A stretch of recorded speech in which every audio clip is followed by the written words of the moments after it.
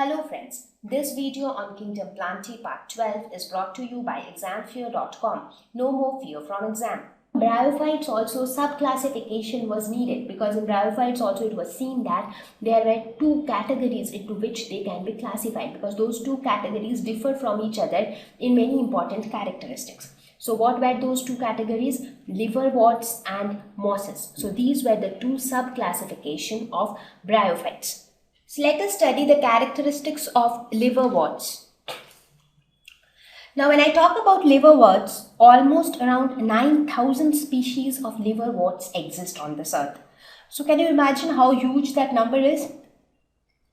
Now when you talk about their appearance, some of them exist as leafless thallus, that means without leaves, whereas most of them exists as leafy thallus, so they have leaves. Talking about their habitat, they prefer moist and shady habitats. They do not want too much of light. Plant body is thalloid, that is not too much of distinction between the different parts. However, they have a stem-like structure and they also have tiny leaf-like structures. So the body differentiation is obviously far better than the thallophytes, but still it is not too much distinct as well. There are two types of liverworts depending upon whether they have leaves or they do not have leaves. One is thallose liverworts and the other one is leafy liverworts. So the thallose liverworts are those which do not have the leaf-like structures. So here you can see a picture which display the thallose liverworts. So the example of a thallose liverwort is Lunularia cruciate. So here in that picture, in the picture you can see that Lunularia. So here you see these structures which are displayed, they do not carry anything like leaf. So they do not have that kind of structure. It is just the thallus which is displayed. That is why they are called thallose liverworts. The other one is leafy liverworts. Here you can actually see a stem-like structure like this, and on this you see small leaf-like structures like this. So these are known as leafy liverworts. So example of a leafy liverwort would be Scipania species. Now these leafy liverworts look quite similar to mosses. We spoke about mosses, right? So these liverworts look quite similar to mosses. However, there are differences between mosses and these leafy liverworts. So when I say thallus, you understand what it is? It is the plant body. It is generally flattened and sometimes it is ribbon-like with a branching structure. So this is about the basics of liverworts. Now, considering examples of liverworts, Mercantia is a very popular example of liverwort. This is how they look like. So here you can see in the picture, they have got this umbrella kind of a structure. So Mercantia, Riccia, this is how it looks like, Porella. So here you see, they do not exactly look like a plant with a distinct stem and distinct leaves, but they at least have some basic structure of leaves and stems. So these are some of the examples of liverworts. Now let us talk about reproduction in liverworts. First we'll talk about the asexual reproduction. What are the different ways by which they reproduce asexually? So first is fragmentation of thalli. Thalli is nothing but the plural of thallus. So fragmentation, again the same thing. Here what happens is the thallus of the plant, so any part of the plant, maybe older plant parts will die off so that newer branches become separated by specialized whip-like structures or by leaves that drop off the plant. For example, thallus is this plant body. So if any part of that plant body gets separated from the plant and if it reaches somewhere else, it can give rise to a new thallus altogether. So that is known as fragmentation. It is seen in plants like Riccia. So small part of the thallus will separate once it reaches the soil. Now how will it reach the soil? It might reach the soil by wind, air or rain. So then they can develop into a complete new liverwort. The next mode of asexual reproduction is gamete formation. So what are these gamete? Now gamete are the propagative structures in thallus liverworts. This is a very important term. Gamete. What are gamete? You have here in this picture, you can see some cup-shaped structures, right? So these cup-shaped structures are known as gamete cups, and inside these cups you have the gamete. So gamete are nothing but spores. I mean, not exactly spores, but these are also similar to spores. So each cup will have numerous gamete. Now these gamete will be released from the cups when water droplets splash into the cups. For example, these are like cups containing lot of gamete. Now when water falls on it, these gamete might come out, and when they come out, they get transported to some other sites where they grow into new plants or new individuals. So that is how asexual reproduction happens with the help of gamete. So what are gamete? These are propagative structures in thallus liverworts. So these are mainly the two ways by which liverworts reproduce asexually. Now let us talk about the sexual reproduction in liverworts. So sexual reproduction definitely involves gametes. So here we need two gametes for fusion. So here male and female organs can be on the same thalli or on different thalli. So it is not important that in one thalli itself you should have the male organ as well as the female organs. They can be on the same plant or they can be on different plants. For example, so let us now discuss the sexual reproduction in liverworts. So for sexual reproduction, as we know, we need two gametes for fusion. So fusion of gametes will give rise to the new organism. So here we need a male organ and a female organ, so that the male organ will produce the male gamete, female organ will produce the female gamete. Now it is not necessary that the male and the female organs are on the same thalli. They can be on the same thallus, they can be on different thalli as well.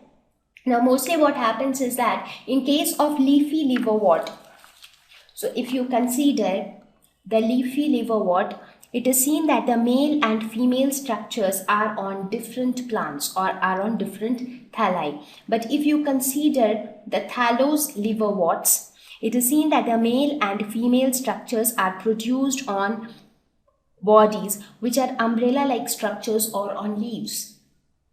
So they are produced on umbrella-like structures in case of thallus liverworts. So here we will see how does the process of sexual reproduction take place. So let us have a look at that. So in this case, what will happen? So there will be a gametophyte again. Gametophyte is that part of the plant which produces gametes. So the gametophyte will produce the gametes. And then these gametes will undergo fusion. So when they undergo fusion, what will happen?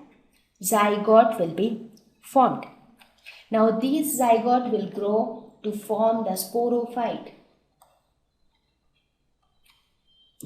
And then this sporophyte will produce the spores. And then these spores will again germinate to form the gametophyte. So this is basically the cycle here also. Now these gametes which we are talking about are the haploid gametes. But the zygote which is formed here is a diploid zygote. Again, the sporophyte which is formed by the growth of the zygote is again a diploid phase. Now, how do these sporophyte survive? Now, this sporophyte remains attached to the gametophyte because everything is happening on the gametophyte. Because there is a male gametophyte, there is a female gametophyte. As I told you before also that the male gametes from the male gametophyte is carried to the female gametophyte. So, where is the fusion taking place? The fusion is taking place in the female gametophyte. So, the zygote is formed in the female gametophyte. Now the zygote grows to form a sporophyte. So where is the sporophyte formed? It is formed on the female gametophyte. So it remains attached to the female gametophyte. So the sporophyte will receive all its nutrition from the female gametophyte. And then it will produce the spores.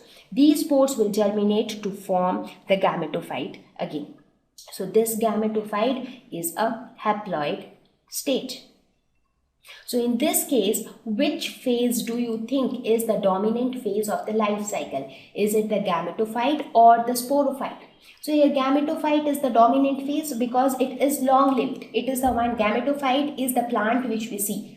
Right, the plant which we see as liverwort, that is nothing but gametophyte because they are capable of producing the gametes. But sporophyte is an intermediate stage in life cycle which doesn't last for a longer time. It just lasts for some time and then it produces spores. So the sporophyte phase is gone. So we can say that haploid gametophyte is the dominant phase of life cycle in this case. So this is a very important thing to remember. So you should know the life cycle of each type of plant, and you should also know which is the dominant phase of the life cycle. So this is the basic life cycle. Now here also there are a couple of things that we need to know. So what did we study here about the sporophyte? The sporophyte remains attached to gametophyte. So that is one thing to be noted here. Now when we look at the structure of the sporophyte, so let us suppose if this is a sporophyte. So when we look at the structure of a sporophyte, it is divided into three parts. One is capsule,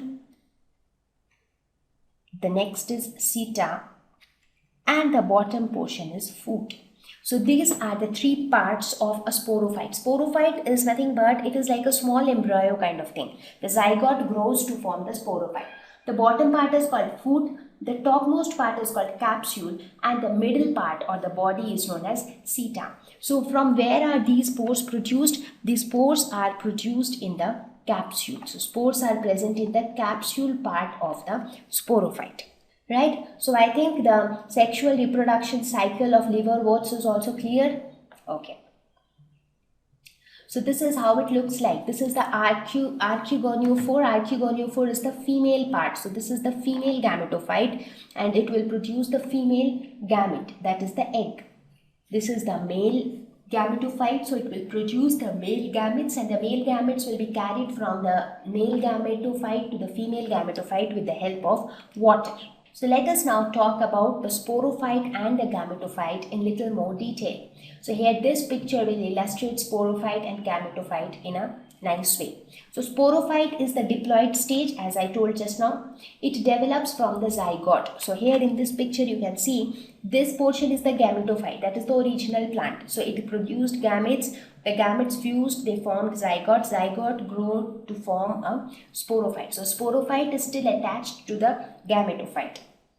So it begins to grow out on top of the archegonium on the female gametophyte plant. As I said, it will grow on top of the female gametophyte plant. Now, considering its structure, as I said, it has three parts: foot, seta, and capsule. So foot is the bottommost part of the sporophyte, seta is the body of the sporophyte, and capsule is the head of the sporophyte. So this is capsule, this is seta, and this is foot.